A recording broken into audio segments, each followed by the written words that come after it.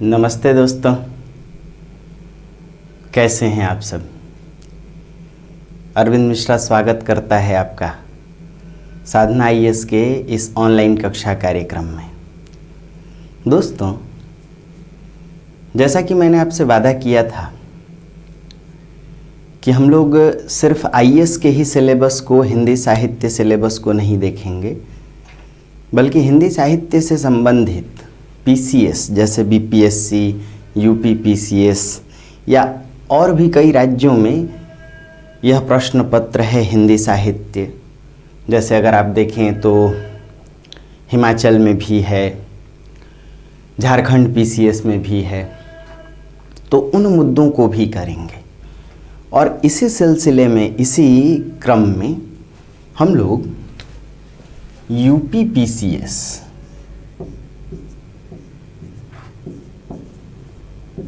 में हिंदी साहित्य के कुछ अतिरिक्त मुद्दों को भी देखने की कोशिश करेंगे। दोस्तों, यूपी पीसीएस में 5 अतिरिक्त कहानियाँ जोड़ी गई हैं और उन कहानियों में यदि आप देखें तो उषा प्रियंवदा की कहानी वापसी, प्रेमचंद की कहानी माँ, जयशंकर प्रसाद की कहानी आकाशदीप, डॉक्टर राजेंद्र यादव की कहानी जहां लक्ष्मी कैद है, जहां लक्ष्मी कैद है, और अज्ञे की कहानी रोज, जिसका आरंभिक नाम गैंग्रीन था। गैंग्रीन एक बीमारी है, पैर काटने से जुड़ी हुई बीमारी है, इन्फेक्शन से संबंधित संक्रमण से। लेकिन आधुनिक जीवन में, आधुनिक भावबोध में इस कहानी का मतलब लिया गया। दोस्तों, किसी भी कहानी को करने से पहले आप 3 बातों को मोटा मोटी जेहन में रखिएगा। एक तो कहानी पर आपको कहानी की मूल संवेदना को जेहन में रखना होगा कि किसी भी कहानी की मूल संवेदना क्या है, उस कहानी को क्यों लिखा गया, उस कहानी का योगीन संदर्भ क्या है, वह कहानी आज की परिस्थितियों के लिए किस प्रकार प्रासंगिक है, अपने दौर में वह कहानी किस अर्थ में महत्वपूर्ण रही तथा लेखक या लेखिका ने किन भावों को ध्यान में रखकर उस कहानी को लिखा है, उस कहानी की धारा क्या रही है, कहानी किस दौर की रही है, क्या वह नई कहानी धारा की कहानी रही है, क्या वह समानांतर कहानी रही है, क्या वह ऐतिहासिक कहानी रही है, क्या वह पारिवारिक कहानी रही है, या समाज के बिगड़ते बनते संबंधों की कहानी रही है। तो पहली बात कि आप कहानी की मूल संवेदना को हमेशा जेहन में रखेंगे, तभी आप प्रश्नों का उत्तर कर पाएंगे। दोस्तों, दूसरी बात कि उस कहानी के संबंध में आलोचकों के विचार, जहां से तुलनात्मक प्रश्न भी बनते हैं, इसको भी जेहन में रखने की आवश्यकता है। हालांकि देखा जाए तो आलोचकों के विचार मूल संवेदना से ही जुड़े होते हैं, कोई अलग थलग ये पहलू नहीं है। लेकिन आलोचकों के विचार यदि आप जानेंगे कहानी के संदर्भ में, तो आपके सभी प्रश्न बहुत आसान हो जाएंगे। दोस्तों, एक अन्य बात है कि आपको कहानी कला की भी समझ होनी चाहिए। अब कहानी कला की यदि समझ है तो आप कहानी के तत्व भी समझ लेंगे, और कहानी के तत्वों की अगर समझ है तो कहानी में पात्र परिचय को भी समझ लेंगे, और साथ ही किस उद्देश्य से कहानी लिखी गई है, उस कहानी में वातावरण और परिस्थितियां क्या हैं, इनको भी आप समझेंगे। दोस्तों, वापसी से हम अपनी कहानियों की शुरुआत करने की कोशिश कर रहे हैं। वापसी उषा प्रियंवदा की 1960 में लिखी गई कहानी है। जैसे जेहन में 1960 आए तो आप समझिए कि प्रश्न के उत्तर में आधी बाजी जीत चुके हैं। क्यों? इतने वर्षों से हम लोग हिंदी साहित्य को देखते समझते आए। 1960 कहने का अर्थ दोस्तों, जाहिर सी बात है कि स्वातंत्र्योत्तर भारत की परिस्थितियां, और 1960 कहने का अर्थ कि 50-60 के दशक के पश्चात भारतीय समाज और व्यक्ति के जीवन में आए परिवर्तन और उनसे जुड़ी हुई संभावनाओं को आपको याद रखने की आवश्यकता है, रटने की आवश्यकता नहीं है। दोस्तों, जाहिर सी बात है कि 1950 से 60 के दशक में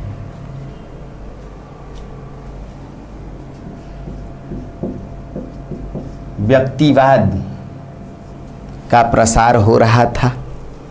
व्यक्तिवाद विकास की ओर अग्रसर था और साथ ही व्यक्ति की स्वतंत्रता और सामाजिक परिस्थितियों की जड़ता या सामाजिक बंधन का द्वंद्व बढ़ता जा रहा था। दोस्तों, ऐसे में यह तय है कि एक तरफ व्यक्तिगत स्वच्छंदता, स्वतंत्रता अपने लिए अवसरों का तलाश कर रही थी और दूसरी तरफ समाज था जो व्यक्ति की आज़ादी का पक्षधर नहीं था। समाज के बंधन, समाज की जड़ताएं, व्यक्ति की स्वच्छंदता, व्यक्ति की स्वतंत्रता को यूं कहें कि नापसंद करती थी जड़ताएं। यानी समाज नहीं चाहता था कि व्यक्ति अपनी मनमानी करे और व्यक्ति कहता था कि समाज कौन होता है मेरे मामले में बोलने वाला। जाहिर सी बात है दोस्तों कि ऐसे में पीढ़ी संघर्ष बढ़ता जा रहा था।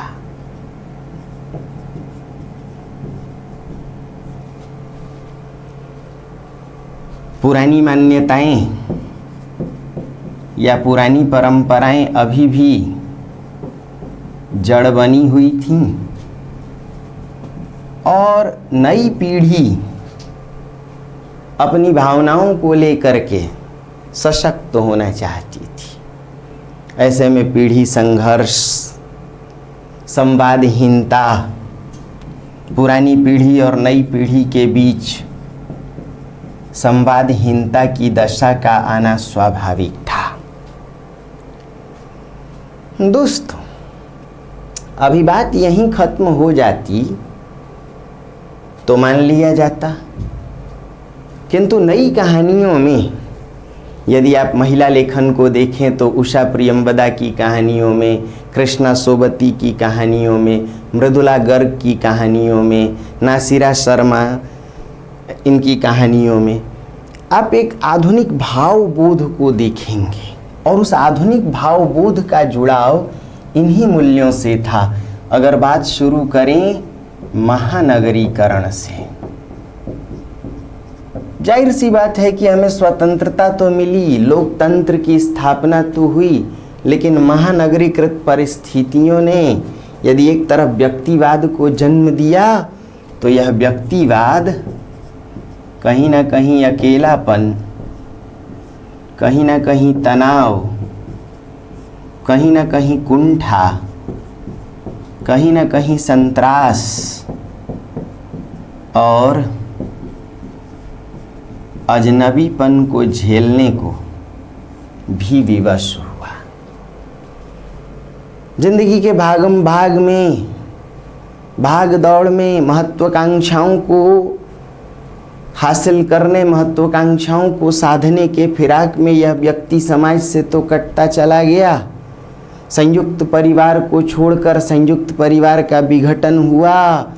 यह व्यक्ति सब कुछ छोड़ छाड़ कर अपने अवसरों को साधने के लिए, महत्वाकांक्षाओं को साधने के लिए वह संवेदना विहीन तो हुआ, महानगरों में आकर के बसा।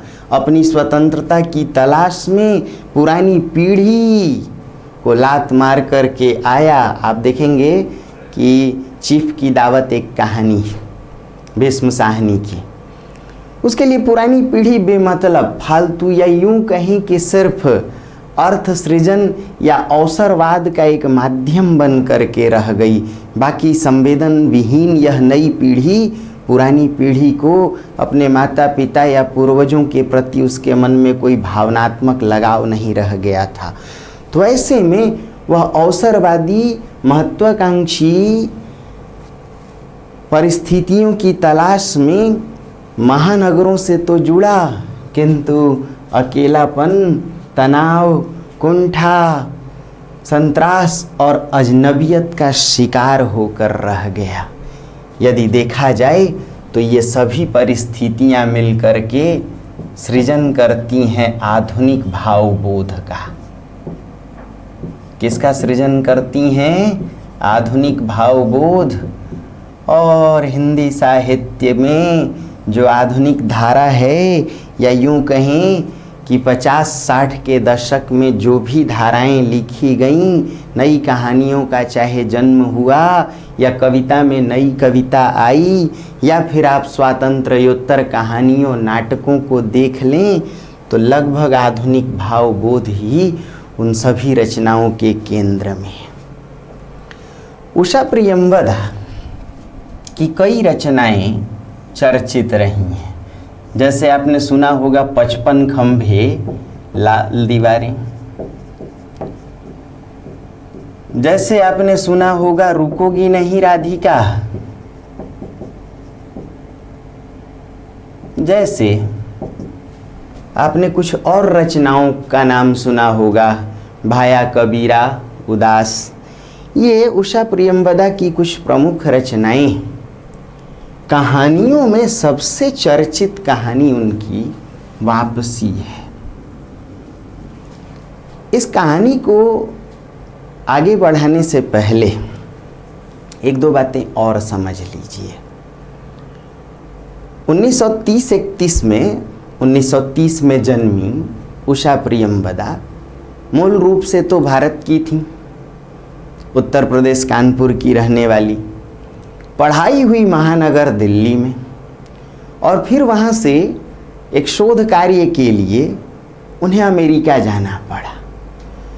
तो पाश्चात्य देश में जाकर वहाँ की जो स्वच्छंदता है उसको देखने के पश्चात शायद उनके मन में घर वापसी यानी भारतीय संस्कारों और भारतीय परंपराओं की याद आई होगी। संभव है यह कहानी उस परिवेश को ध्यान में रख कर के भी लिखी गई होगी। हालांकि कहानी का संबंध भारतीय समाज के मध्यम वर्ग से है। किस वर्ग से है? लेकिन कहीं ना कहीं उषा प्रियंवदा के मन में एक छटपटाहट रही होगी कि हम जो प्रवासी मेरा मन है वो लौट करके वो वापसी करे भारतीय संस्कारों में, लेकिन यहाँ आकर के जो सामाजिक जड़ताओं का बंधन उनको दिखा होगा तो पुनः वापसी करने की इच्छा हुई होगी कि व्यक्ति के लिए वह स्वच्छंदता जरूरी है। इसलिए उषा प्रियंवदा की कहानियों में आप व्यक्तिगत भावों का देख सकते हैं, उसमें प्रतिष्ठा है व्यक्तिगत भावों की। उषा प्रियंवदा की कहानियों में आत्मनिष्ठ भाव हैं, आत्मकेंद्रित भाव हैं, इस बात से इनकार नहीं किया जा सकता। संयुक्त पारिवारिक व्यवस्था का बिगड़ता हुआ ताना बाना है, उसके उभड़ रहे सूत्रों की संरचना को दर्शाने की कोशिश है। परिवार का विघटन है, भावनाओं का विघटन है, संवेदनाओं के खो जाने और व्यक्ति के मन में कसमकस से संबंधित न जाने कितने विचार हैं इनकी कहानियों में। दोस्तों, ये वापसी आधुनिक भावबोध की कहानी है। इसके केंद्र में कहीं ना कहीं अकेलापन है, इसके केंद्र में कहीं ना कहीं पीढ़ी संघर्ष है, इसके केंद्र में कहीं ना कहीं पुरानी परंपराओं और नई पीढ़ियों के स्वच्छंद भावों के बीच टकराहट है, कहीं ना कहीं अजनबियत है। इसलिए यह कहा जा सकता है कि कहानी आधुनिक भावबोध की कहानी है। अब आइए कुछ और बातों को पकड़ने की कोशिश करें। दोस्तों, भारत में जब पूंजीवाद आया तो यह पूंजीवाद अपने साथ एक नए वर्ग को लेकर के आया, जिसे मध्यम वर्ग नाम दिया गया। क्या नाम दिया गया? जाहिर सी बात है कि उषा प्रियंवदा जैसी लेखिकाएं या उस दौर के जो भी रचनाकार रहे, उन्होंने मध्यम वर्ग की पीड़ाओं को, कुंठाओं को, मध्यम वर्ग की समस्याओं को देखने की कोशिश की थी। इसलिए इस कहानी में भी मध्यम वर्ग है कि किस प्रकार मध्यम वर्ग का एक व्यक्ति जीवन भर आत्म केंद्रित रहता है। वह अपने लिए प्रसार चाहता है, अपने बच्चों का भविष्य बनाना चाहता है, घर बार छोड़कर अकेले शहर में नौकरी करता हुआ पाई पाई को जोड़कर बच्चों को उच्च शिक्षा देकर उनका भविष्य बनाना चाहता है, चाहे इसके लिए उसे कितना भी जूझना क्यों न पड़े, चाहे इसके लिए उसे कितना भी संघर्ष करना क्यों न पड़े, उसे अकेला क्यों न रहना पड़े, नौकर के हाथ का खाकर या होटल में खाकर उसे गुजर बसर क्यों न करना पड़े। परंतु इस मध्यम वर्ग की जो व्यक्तिवादी मानसिकता है, जो अवसरवादी मानसिकता है, वह सिर्फ अपनी पत्नी और अपने बच्चों तक सीमित रहती है।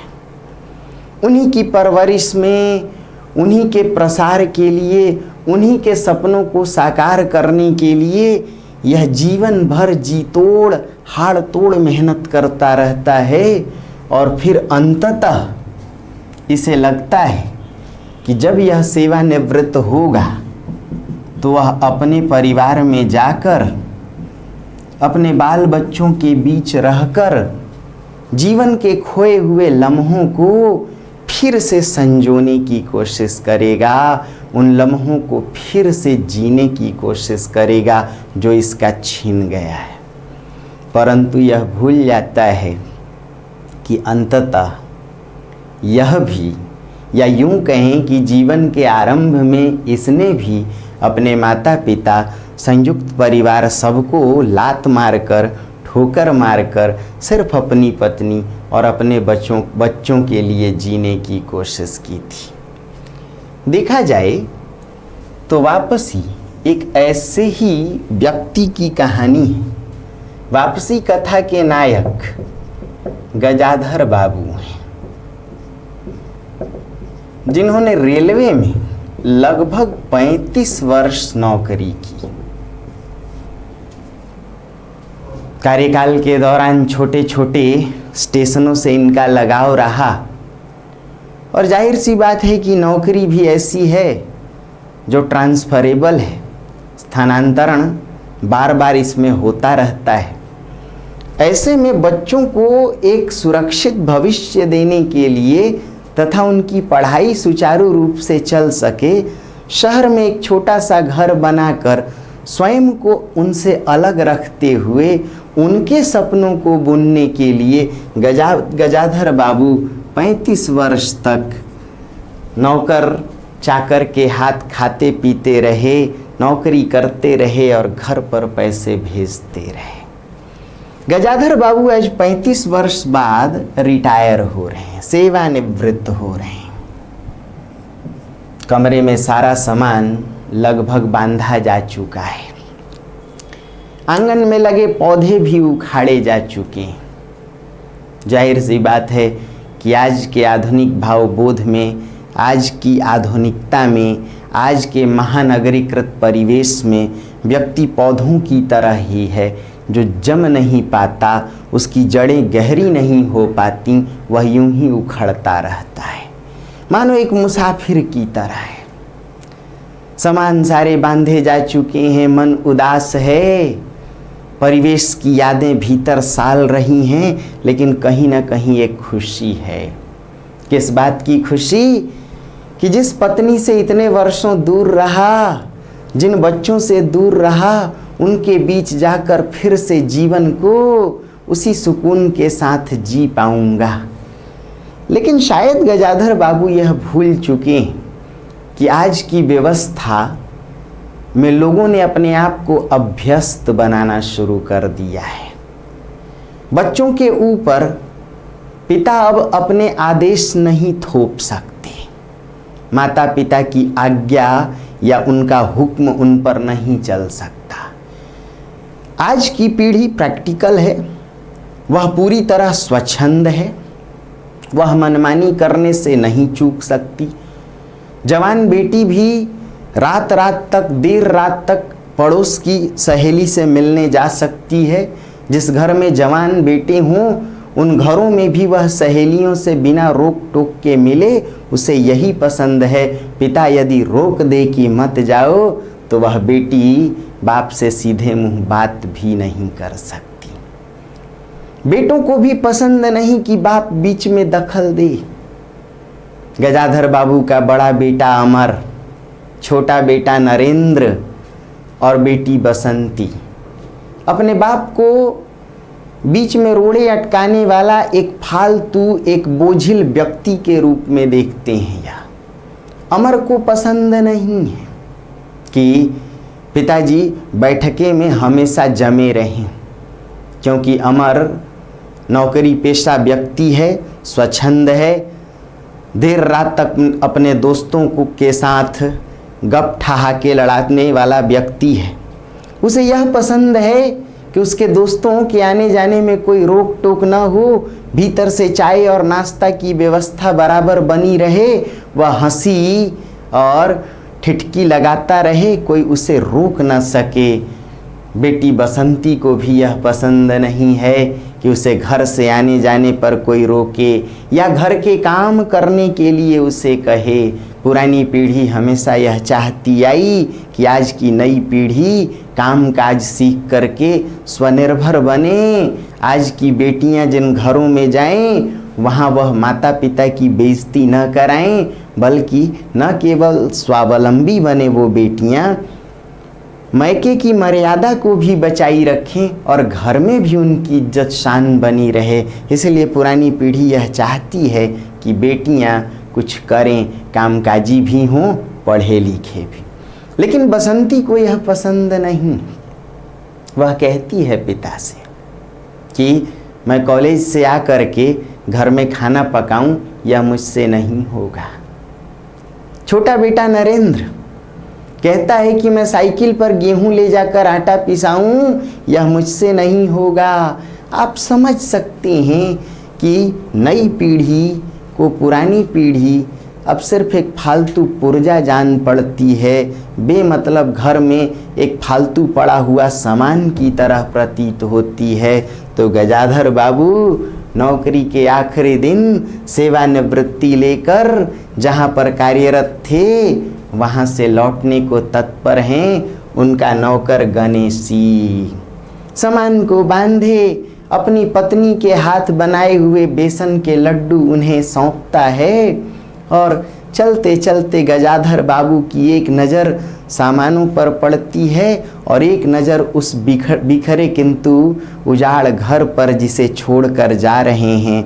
जिस सरकारी आवास में उन्हें रहते हुए एक अरसा हो गया, जिससे लगाव सा लग गया था, किंतु आज का व्यक्ति कहीं भी टिक नहीं सकता। उन्हें दुख तो है, लेकिन यह एक सुखद अनुभूति भी है। कहीं ना कहीं मन में एक कल्पना भी है कि किस प्रकार पुराने दिनों में जब वह दफ्तर से लौट कर आते थे तो पत्नी के साथ पत्नी का स्नेह पाते थे, चेहरे पर स्नेहिल भाव देखते थे, सजल नेत्रों से पत्नी उनका स्वागत करती थी। दिन के 2-2 बजे तक वह चूल्हा जलाए बैठी रहती थी कि पति के आने पर गर्मा गर्म खाना बना के दूंगी। बच्चों के साथ घुल मिलकर उनसे गप्पे लड़ाते थे, उन्हें दुलार करते थे। अब क्या मालूम गजाधर बाबू को कि पुनः घर जाने के बाद यानी नौकरी से घर वापसी वास्तव में वैसी वापसी नहीं होगी। गणेशी से यह कहते हुए कि देखो गणेशी, इस अगहन तक अपनी बिटिया की शादी कर देना। गणेशी कहता है कि आप होते बाबूजी तो आप ही का सहारा था। गजाधर बाबू घर की ओर चल पड़ते। कथाकार ने, लेखिका उषा प्रियंवदा ने अपनी कहानी में कई बिंबों को, कई प्रतीकों को, कई मुहावरों को रखकर, कई रंग संकेतों, ध्वनि संकेतों को रखकर कथा के कई आयामों को, जीवन के कई भावों को गढ़ने की कोशिश की है।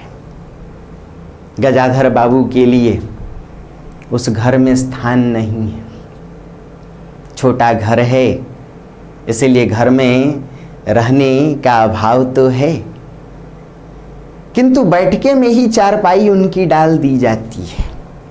लेखिका ने एक बिंब गढ़ने की कोशिश की है कि साजो सामान से सुंदर लग रहे उस बैठके में जिस प्रकार उनकी चारपाई सुशोभित नहीं होती गजाधर बाबू की, उसी प्रकार गजाधर बाबू अब इस घर में फिट नहीं बैठते।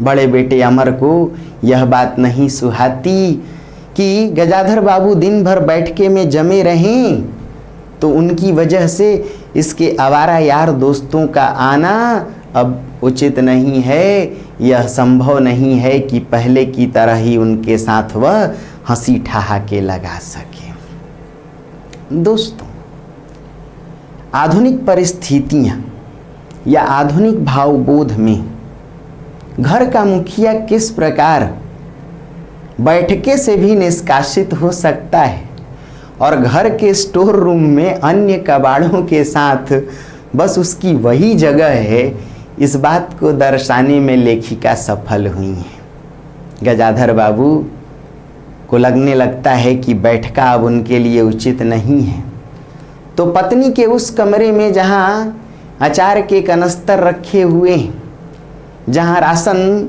की सामग्री संग्रहित रखी हुई है, जिसमें बेटी बसंती के कपड़े यत्र तत्र बिखरे हुए हैं, उसमें पत्नी रहती है और गजाधर बाबू की भी चारपाई डाल दी जाती है। गजाधर बाबू का बीच बीच में टोकना घर के सदस्यों को मुनासिब नहीं लगता।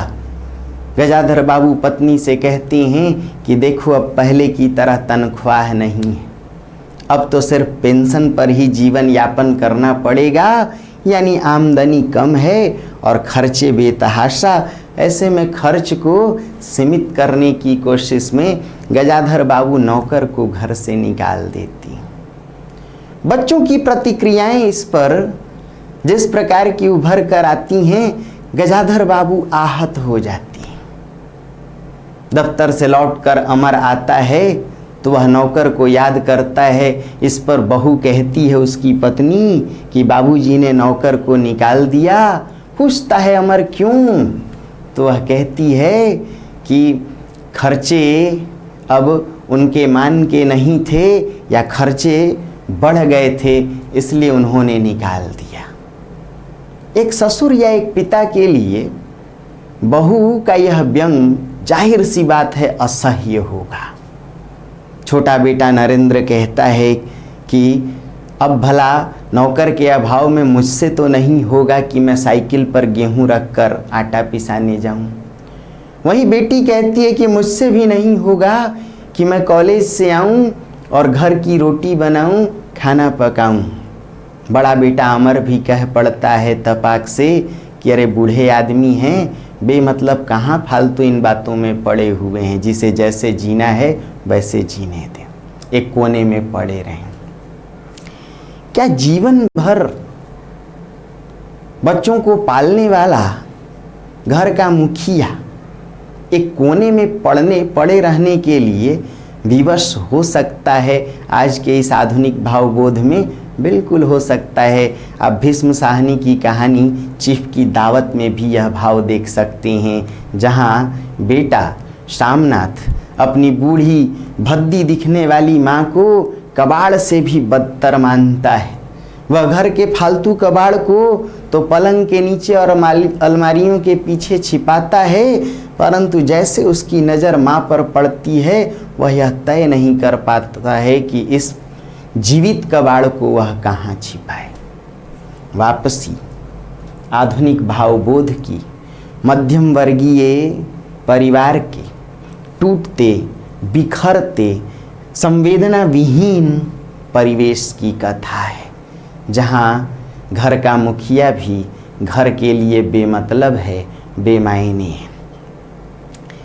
नौकरी के दिनों में गजाधर बाबू के पास स्टेशन में रामजी मिल में चीनी मिल में काम करने वाले कई कर्मचारी अधिकारी फुर्सत के लम्हे पाकर इनके पास चले आया करते थे और सेवानिवृत्ति के पहले ही उस मिल से यह प्रस्ताव था कि गजाधर बाबू उस मिल को ज्वाइन कर लें। किंतु तब उन्होंने इस उमंग में, इस उत्साह में या इस कल्पनाशीलता में मना कर दिया था कि मुझे तो घर लौट कर जाना है, मुझे घर वापसी करनी है, मैं यह नौकरी नहीं कर सकता। अब इस उम्र में बेमतलब दूसरी नौकरी क्यों? परंतु गजाधर बाबू को इस बात की आशंका नहीं थी कि वास्तव में उनकी घर वापसी नहीं हो रही है, घर से बुढ़ापे में पुनः नौकरी की ओर वापसी होने वाली है। एक दिन अनमने ढंग से पत्नी से कहते हैं, मुझे सेठ रामजी मल के चीनी मिल में नौकरी मिल गई है, तुम चलोगी? पत्नी कहती है कि इस गृहस्थी को छोड़कर मैं कहाँ जाऊं, घर में जवान बेटी है उसे छोड़कर कहाँ जाऊं। गजाधर बाबू को लगने लगता है क्या ये वही तरुणी है जिसकी स्नेही आंखें, सजल आंखें मेरे लिए दिन रात प्रतीक्षा करती थी। इसकी तरुणाई कहाँ खो गई, इसका स्नेह कहाँ खो गया।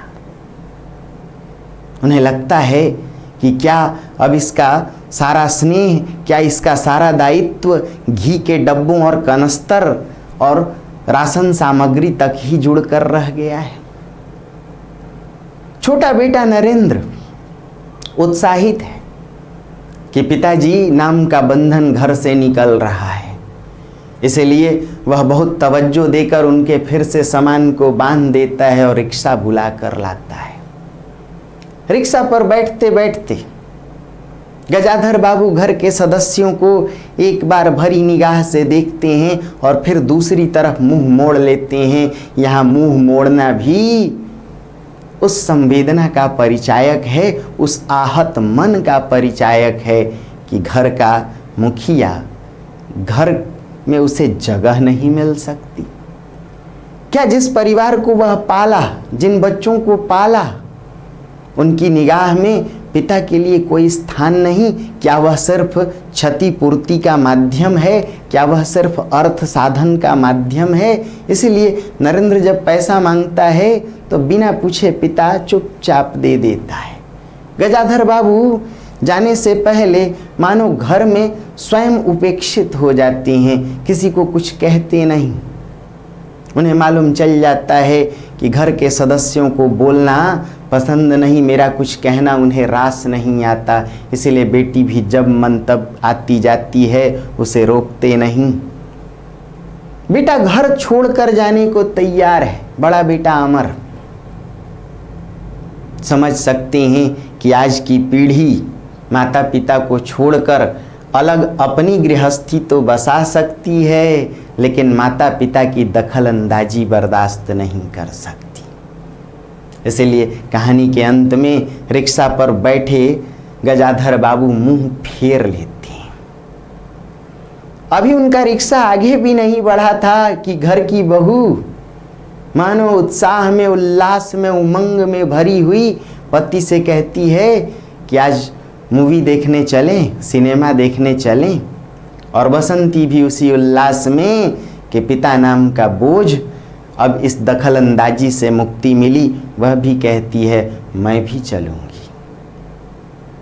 अभी रिक्शा आगे भी नहीं बढ़ा कि गजाधर बाबू की पत्नी छोटे बेटे नरेंद्र को कहती, अरे नरेंद्र, बाबूजी की चरपाई को, उस खटिया को बैठके से निकाल कर बाहर कर दे। वह खटिया बेमतलब जगह छींकती है। अर्थात गजाधर बाबू जैसे रिटायर्ड लोगों के लिए, घर के मुखिया के लिए, जिसने जीवन भर मेहनत मशक्कत करके इस घर को बनाया, अब कोई स्थान नहीं है। और इतना ही नहीं, यह भी बात तय है कि कहानी का अंत एक और संकेत देता है कि यह घर की ओर वापसी नहीं थी, घर से पुनः विस्थापित होने की वापसी थी कि जहाँ से आए थे आप उधर ही चल पड़े। क्योंकि भावनाओं के लिए इस आधुनिक भावबोध में कोई जगह नहीं है, पारिवारिक मूल्यों के लिए कोई स्थान नहीं है। आज का व्यक्ति पूरी तरह स्वच्छंद है, स्वतंत्र है। उसे इस बात की परवाह नहीं कि उसके अभिभावक क्या सोचते हैं, उसकी पुरानी पीढ़ी क्या सोचती है। इसलिए वह अपने मामले में दखल अंदाजी को बर्दाश्त नहीं कर पाती। उसे लगता है कि मैं स्वच्छंद हूँ, मैं स्वतंत्र हूँ, मुझे कोई रोकने वाला कौन, मुझे कोई टोकने वाला कौन। लेखिका ने एक बिंब गढ़ने की कोशिश की है कि थोड़ी देर टहलने के बाद ही गजाधर बाबू थक जाते हैं, क्योंकि शरीर ढलान की ओर है, उम्र बढ़ रही है। और ऐसे में थके हुए गजाधर बाबू जब अपने कोट को उतार करके रखने के लिए घर में कोई खूंटी या अलगनी ढूंढते हैं, तो उसके लिए भी कोई जगह नहीं है। अलगनी पर कपड़ों को हटाकर एक कोने में कोट को डाल देते हैं। समझा जा सकता है कि पुरानी पीढ़ी के लिए ना तो घर में स्थान है, ना दिल में कोई भावनात्मक जगह है, ना उसकी बातों के लिए कोई स्थान है। वह सिर्फ अर्थ साधन का माध्यम है। उसे जोंक की तरह जितना चूसा जा सके वो बेहतर है। उसकी इच्छा, उसकी अनिच्छा, उसकी आशा, उसकी कामना का ध्यान किसी को नहीं है। यह कहानी इसी बिंदु पर खत्म होती है।